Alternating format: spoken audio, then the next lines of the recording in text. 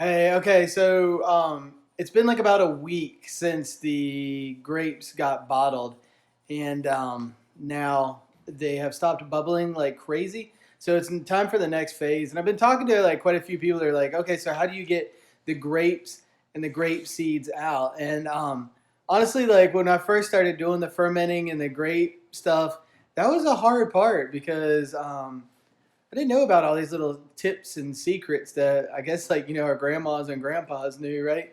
But it's pretty simple. So it's called a food mill, and they have like um, hand crank ones, old timey hand crank ones that you would like set on top of a bowl and crank. And then I would try that. I tried like a sieve, like pushing it through a sieve. Tried hand picking the seeds out, which is ridiculous. Do not do that. Um, and let's see, what else have we tried? Um, and then the hand crank method, I guess, is the last one that I tried, and that is actually pretty ridiculous, also. So then I found out that KitchenAid, if you have a KitchenAid, has a food mill attachment. It's actually two attachments. So you have to have the meat grinder attachment, which we already had, and then you have to have the food mill attachment, and you put the two together, and you get a food mill that's like automatic.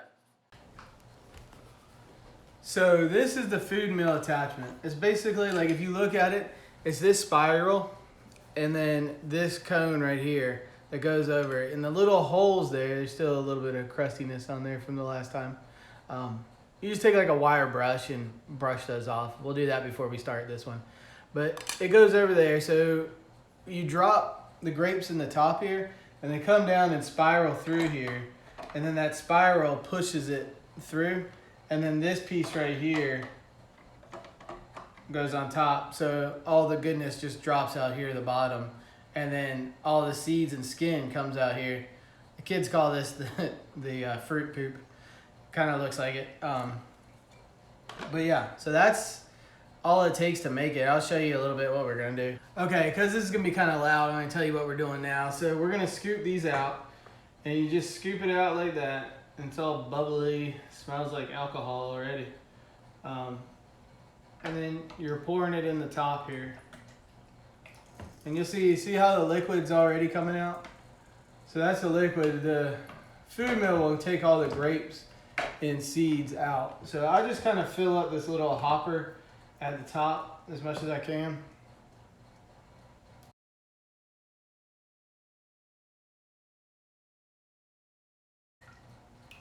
Okay, so look, this is the Seeds. it's the seeds and it's the skins. Just all get pressed out of there. And then all you have left is just the juice and some pulp. So tomatoes, any kind of fruit, anything that'll fit out this little hole, you can run through there. We've done elderberries, blackberries, all of those help a lot with getting all the seeds and skins out.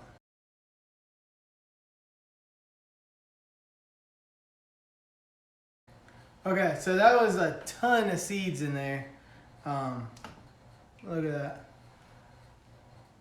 Those just all were in the jar. I didn't even put them through the food mill. But so the cool thing is now these go to the chickens, and the chickens get to eat all the seeds. Hopefully, poop out some of these seeds, and we have grapevines popping up there in the orchard.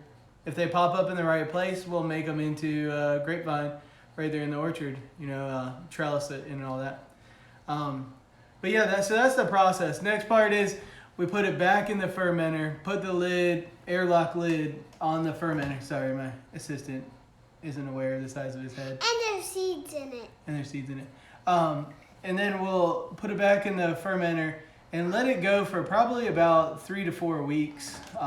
And just keep testing it at different times. I'm telling them about the fermenting. And then we'll keep testing it to kind of get the alcoholic content that we want. And then once we get that, we'll bottle it. If you let it go too long, what happens is it actually turns into vinegar. So you have to kind of be aware of the alcohol content and when it stops. But now there's actually a smaller bacteria, kind of a less known bacteria, that is going to start fermenting. So that's the next step.